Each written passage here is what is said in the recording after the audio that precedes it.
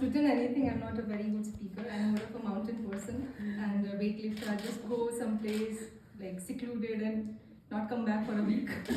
I don't take bath for 5 days at a stretch. So my story starts with I come from a very little village in Rajasthan, and because if you are from India, you know how that Rajasthan is a little different state if you compare the equality quotient. So I'm the only, when I did my engineering, I was the only person from my whole village to do engineering. And I remember the day when I went to take my degree, there were 30 people with me in a jeep filled with the swords and the faitas because they were so happy to accompany me taking this degree because being the only person from my village. So, and the day when I got my pre-engineering test result, my mother had almost had a heart attack because she was like, you know, you should do your BSc, and you know, you should get married, not do B or anything. Don't think about that.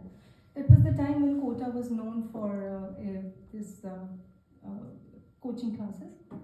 So I didn't do any, but I was selected, and she almost was like, "Oh my God, I have to send you to college now." You have to send me to college now because I succeeded, and the Rajasthan government also gave me a scholarship. So then finally I got into college. So that's how my journey began. I ran from my house because I wanted to work, and my parents were against it. So yeah, that was a little tricky, that portion of my life, but I ran, I did a job in Jaipur, and then from there I got selected in L&T Infotech Mumbai. After that in Infosys, but in all that scenario, my parents were from a really tiny village who were not very much qualified or educated.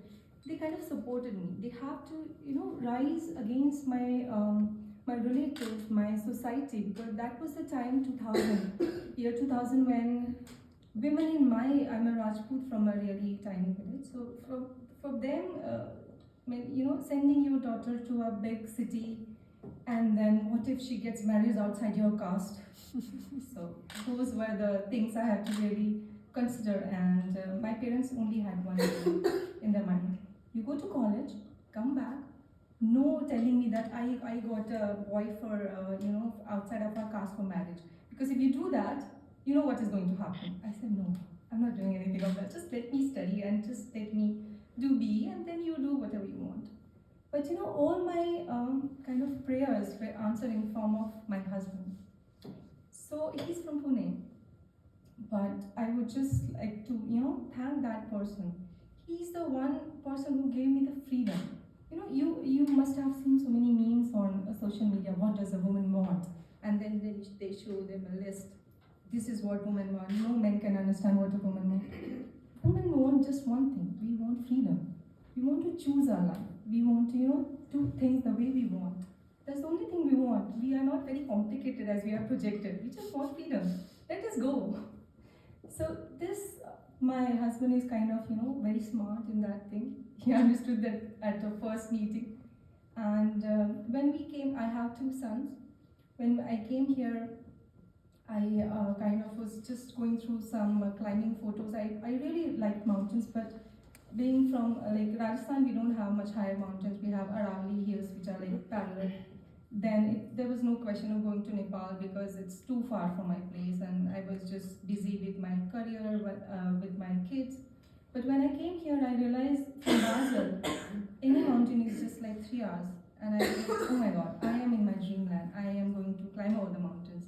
But I did not know how, what, where, how should I do that? I have no experience in climbing at all. So I joined the Swiss Alpine Club, and then I started to go to rock climbing with them. I was already at the age when people kind of retire from mountains. Like 40 is not the age to go up mountains and come back one piece. But I started. I said I'm going to do it. I focused on my health. I focused on my cardio. I did whatever I could. I lifted weights. I ran like 12 kilometers a day, uphill, blah, blah, blah. And then I did my first mountain. And my first mountain was Weissmith. Now the problem was I was down with my menstrual cycle. And if you go up the altitude, your cycle changes. Your body, being a woman, your body is different from a man, and I kind of accept that fact. I can't go, close my eyes and just go and like be very fit and fine at an altitude of 4,000. But that day I realized, maybe yes, I'm a little different from a man. All of my teammates were mostly men, and to climb a mountain when you are not, fit enough, you feel tired, you have your uterus popping out. I have two sons, and both of them are from C-section, so I have my own issues, health issues.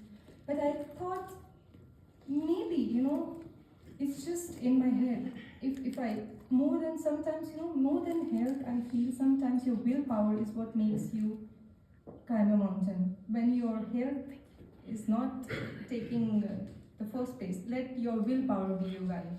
And that's what I did that day. I climbed my first mountain, and after that, I thought, yes, I can do it more. So I keep climbing. I kept going to my rock climbing sessions outside. I climbed many multi-pitches with one of my girl guide, Dina.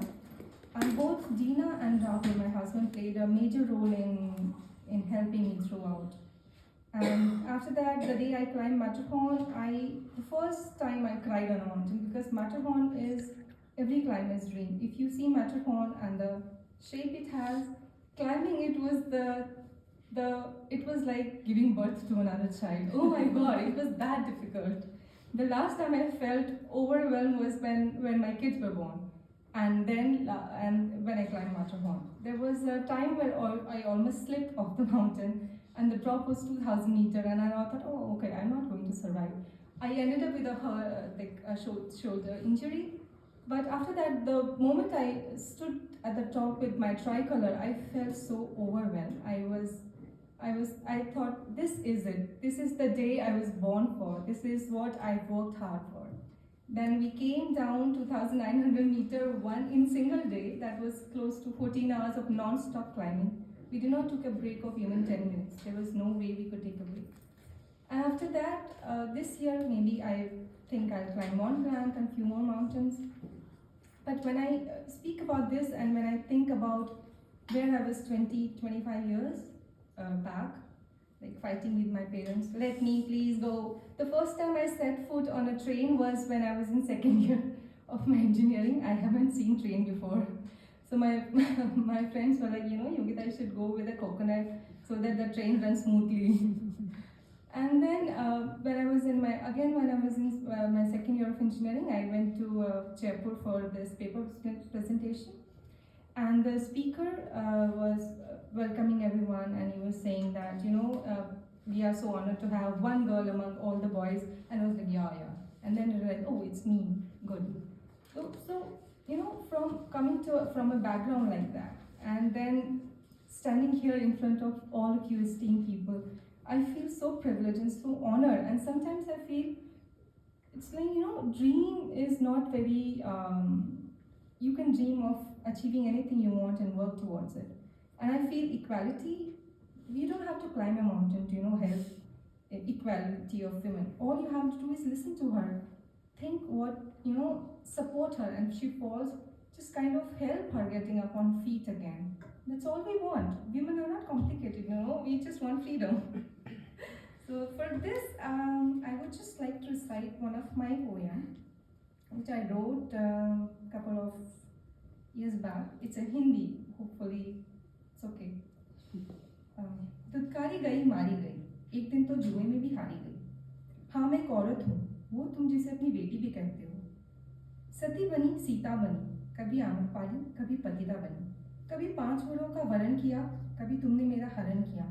हाँ मैं एक औरत हूँ, वो जिसे तुम अपनी अर्धांगिनी भी कहते हो। मसल दिया गया मुझे, कुचल दिया गया मुझे, जब भी सर उठा के जीना चाहा, रीति रिवाजों की भेंट चढ़ा दिया गया मुझे। हाँ मैं एक औरत हूँ, जिसे तुम अपने घर की लक्ष्मी भी कहते हो।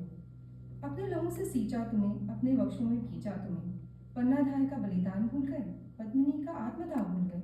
हाँ मैं एक औरत हूँ, वो जिसे तुम अपनी माँ भी कहते हो। Thank you so much.